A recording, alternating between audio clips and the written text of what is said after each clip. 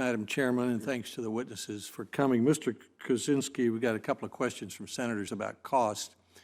It cost TVA about $800 million to build 860 megawatts, and they built it in a year, I think. And so it's costing you $14 billion to build 2,000 megawatts, right? So that's a lot more expensive. The gas plant probably lasts 20 or 30 years. Is that about right? And the nuclear plant could last up to 80 years. Up to 80, correct. And then you've got the long-term cost of fuel, which we don't know about, except we do know it's been a lot higher not long ago.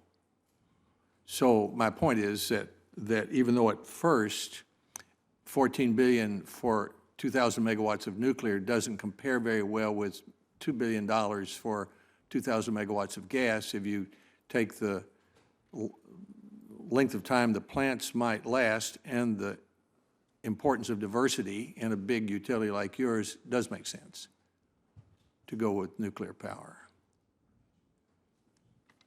We fully agree with kind of that summary, and 14 is full carrying costs, not overnight costs. So let me ask you something else. Senator Heinrich mentioned the Illinois plants that were losing money. Exelon probably owns those plants. They're a merchant utility, right? And you're an investor-owned utility. Is that correct? Well, they're investor-owned also. They're just in an unregulated market. They're in an unregulated market, and you're in a regulated market. Correct. Exelon has testified that because of the size of the subsidy for wind power, that basically at some times, the wind producers in its region can give away its power to Exelon and still make a profit, forcing Exelon to buy the wind power and not the nuclear power, making the nuclear power less viable. Is the big wind subsidy that's been on the books for 23 or 24 years a deterrent to the expansion of carbon-free nuclear power? Yeah, I think the industry, supports Exelon's position in those markets where it's not a true competitive market, and I think those of us that support nuclear believe we can compete in a levelized market that has an equal playing field. And I think in Illinois there is an overcapacity, there's lack of load growth, and the subsidies and the massive growth in wind has just changed the dynamics of that market, and it's had unintended consequences with regards to those reactors. Well, let's talk for a moment about the amount of money. Here we have a number of people who are engaged in clean energy research, and we're talking about carbon-free electricity, and that's reliable and at a reasonable cost. And we've seen what's happened in other big countries, Germany and Japan, when they didn't use nuclear power, and we saw the consequences on their manufacturing capacity. But coming back here, we spend, according to the Congressional Budget Office, about $9 billion last year and this year on subsidies for wind, $9 billion.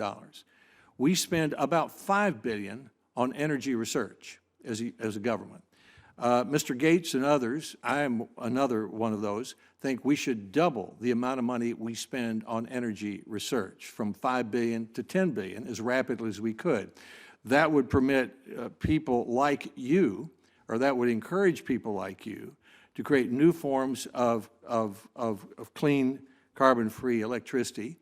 You might even find a way to have an economical method of capturing carbon from a coal plant or a gas plant, which would be the holy grail, it seems to me, of carbon-free electricity. But even if you don't do that, my question to any of you is, wouldn't it be a better idea to phase out this wind subsidy after 40 years? It's a mature technology, according to the last Energy Secretary, and spend that $5 million a year on energy research. We could instantly double the amount of money the United States spends on energy research if we did that. Wouldn't that be a better use of our money?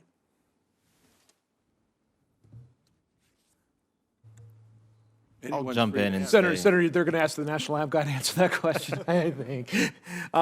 So I guess I'm going to beg off on the part about where the money comes from. Well, don't do that. I want an answer to the question. Are we going to continue to waste $5 billion a year on subsidies for mature technology, and if somebody else wants to answer that, or are we going to spend it on encouraging people like you to create advanced reactors and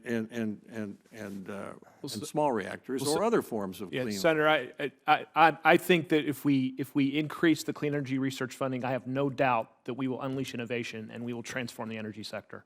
So increasing clean energy funding absolutely has to happen, but again, I think it's outside of my purview to comment on where the money comes from. Being a very unpolitical guy, the answer is yes. Yes. Thank you. Yeah. Thank you, Madam Chairman.